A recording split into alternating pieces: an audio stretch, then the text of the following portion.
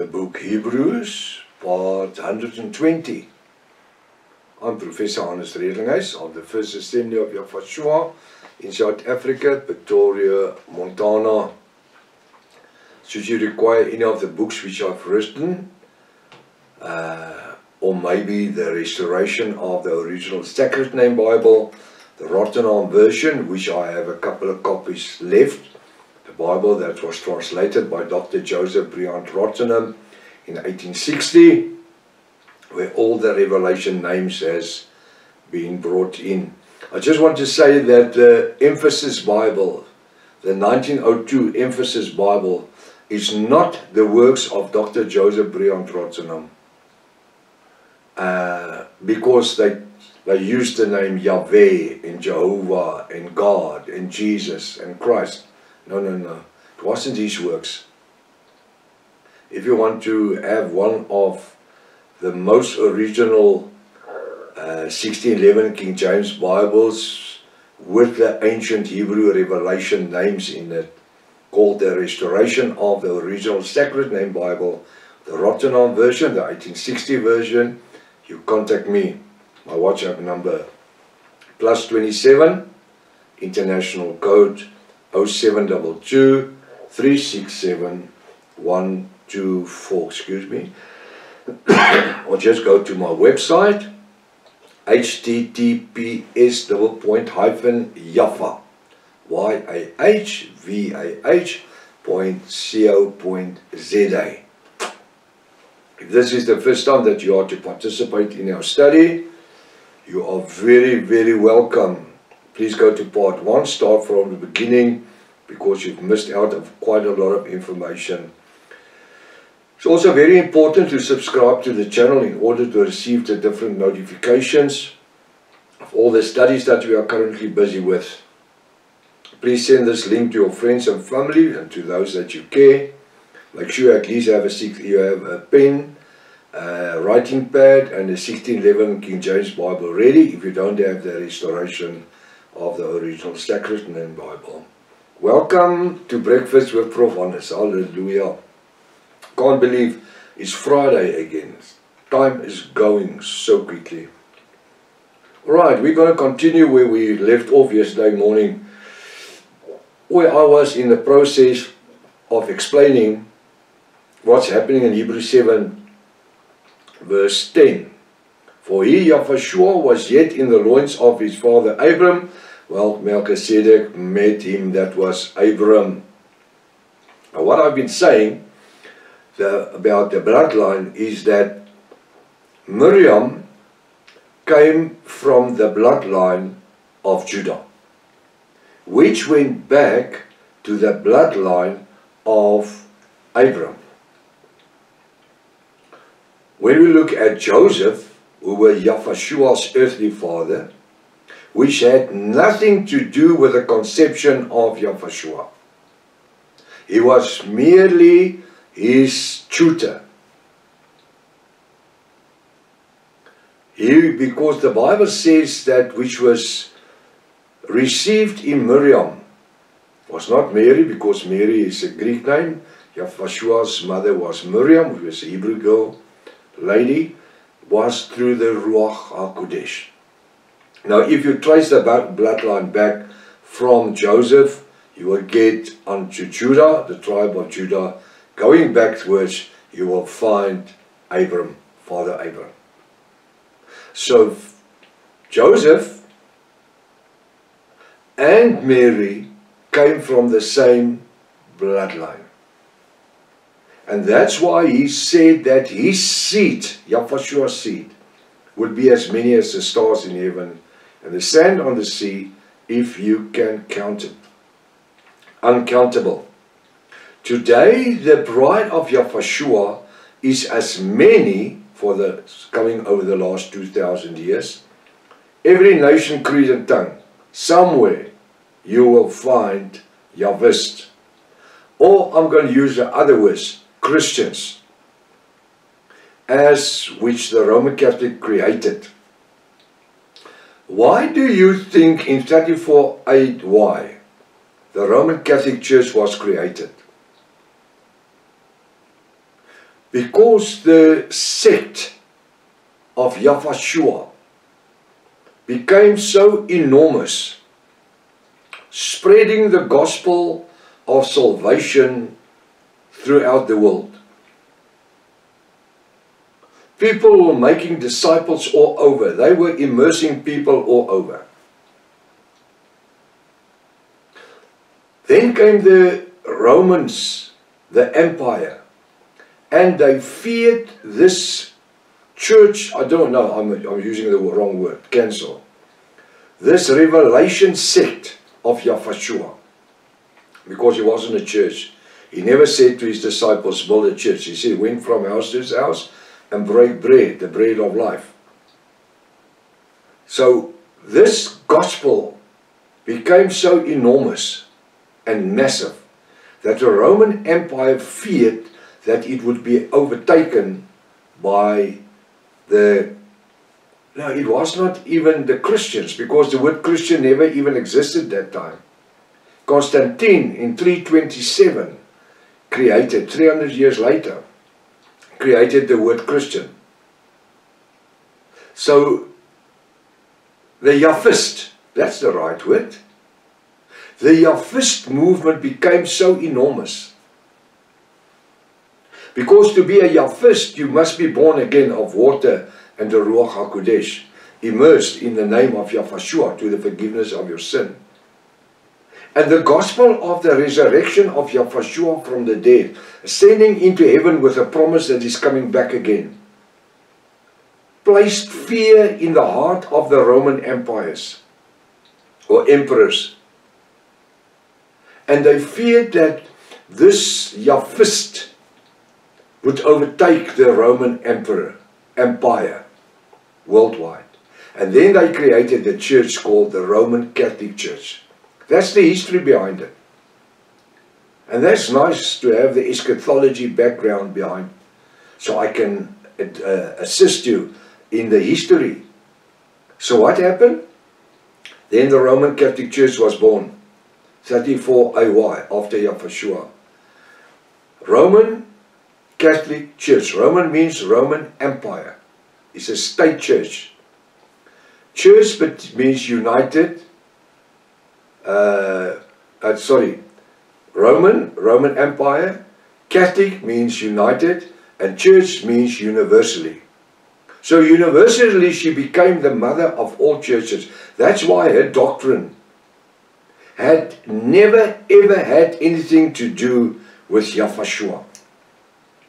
Up to the 2nd century, between 100 and 127 AY. Then they only start using some of the scriptures to create a church. But before that, it was a demonic sect, as it was from the beginning. Because the Romans received the government from the Greeks, who were worshipping idols. And the Romans worshipped the very same idols, Ra, Zeus, Isis, all the sun gods. And then they came with Christian names. There was not even the word Christians. They want to look like the Yahwist, but they couldn't. They built these big cathedrals to impress people and to draw people. That is background. And then only in 327 Constantine created the name Christian. There was never a word Christian. That's why it's important to get my books, especially the 2 keys to the book of Revelation. It's 800 pages, just short of 800 pages, A4.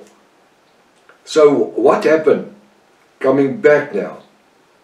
Miriam received a message from the angel that said that you will conceive a son and must call his name not Jesus, because there was no letter J in the Greek or in the Hebrew alphabet. And I'm talking about the ancient Hebrew alphabet. There was no letter J. There was a letter I. which the Catholic Church would later create the name Isis, after more than 100 years after Yahshua died. So coming back. So the bloodline of Miriam and Joseph originated from Father Abram, going back. Abram, Isaac, Jacob. Jacob, Judah. You've got it? Judah. Judah and Ephraim together made the bloodline called Israel. Yes, Jacob, in the Bible, it refers to Jacob as Israel, meaning from your bloodline, which will be Ephraim and Judah, will come the bloodline of Israel. Why couldn't Jacob be Israel? Easily. Then it would have meant that all 12 sons of Jacob was Israelites. They were not. 10 of the 12 tribes thrown away. They left. They became the Gentile nations. The 10 northern Gentile nations. That's where we come from. We come from the bloodline of the northern tribes of Israel. But that doesn't make me Israelite. Never in my life. That comes from where the bloodline from the Gentiles came from, because they moved away. They never performed circumcision. They became Gentiles, hanging on to different religions and different tribes. And you understand? We had Israel that came from Judah and from Ephraim that became Israel. Then later on they broke up. The tribe Israel was there, but then Judah functioned on its own, and Ephraim again functioned on its own. But the tribe of Israel was born already. Now, understanding this, it's so important to now know that when Yahweh spoke to Abram, he already had in his mind Yahshua that had to be born. Because Yahshua was in heaven. He was already exalted in heaven. He was the blueprint, Hebrews 1, verse 1 to 14. He was in the mind of the Father. That's why it says, before anything he was. Why? Because he was in his mind. He became the blueprint. He became the Son. He became an Elohim. And his offsprings will become as many as the stars in heaven and the sand on sea. So what the Christian people do not understand for the last more than 600 years is the fact that Yahshua came from the bloodline of Abram, who was also the bloodline of the tribe of Judah, from which Yahshua originated from as a human, because he was conceived by the Ruach HaKodesh, the Bible says. But on his mother's side, Miriam, and his earthly father's side, Joseph, originally came from Abram to Judah. This is information that you will have never heard about. If therefore, now it says in verse 11, I want to read verse 10 and then I'm going to read verse 11. For he, that's Yahshua, was yet in the loins of his father, that's a capital H. For he, capital H, Yahshua, was yet. You see, if that capital letters was there, it would have been easy to understand. But they wanted to hide the truth. And you can't hide the truth. Yahweh, our Father, will raise somebody and give him or her knowledge to understand the word in order to bring the revelation word unto perfection. For he, Yahshua, capital H, was yet in the loins of his father, his capital H, is Yahweh's father, earthly father, Abram. When Melchizedek met him, which was Abram. Verse 11. If therefore perfection were by the Levitical priesthood. Did you hear what I just read? If therefore perfection, I want to enlarge the word perfection. Word by the prophetical priesthood. With other words, the continuation of the 613 laws of Moses for for just over 1,000 years. Listen what he says, verse 11. If therefore perfection, now I don't want to use my hands because it's scripture. If therefore perfection were by the Levitical priesthood, brackets, Christian people not understanding the Bible does not realize to what extent words are used to create certain Christian theologies and dogmas. Do you understand what I'm saying now? Christian people today do not understanding the Bible does not realize to what extent words are used to create certain Christian theologies and dogmas. Now I'm going to read the word as it stands. Verse 11. If therefore perfection were by the Levitical priesthood, if therefore perfection were by the prophetical priesthood, I say, for under it the people received the law, what further need was there that another priest, actually it's a high priest, should rise after the order of Melchizedek and not be called after the order of Aaron?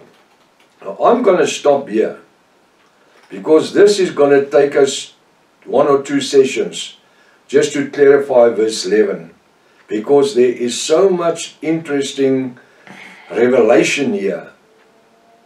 I want you for homework, take your Bible, take Hebrews 7 from verse 11 with the knowledge that you have now and the revelation word, studied it further on. Yes, but we already studied Hebrews 7 to the end. Doesn't matter. With what you know now is going to have a complete different meaning, and see if you can see the revelation word. Let's use the opportunities and let's sow a seed, and it's not money, sow a seed, gospel, into the lives of other people in the course of this weekend. And if it's Father's will, let's come together next Monday morning to worship His name and to sit around the Word and receive the revelation word of Yahweh. Till Monday, if it's Father's will, Maranatha. Yahweh is coming back again. Hallelujah.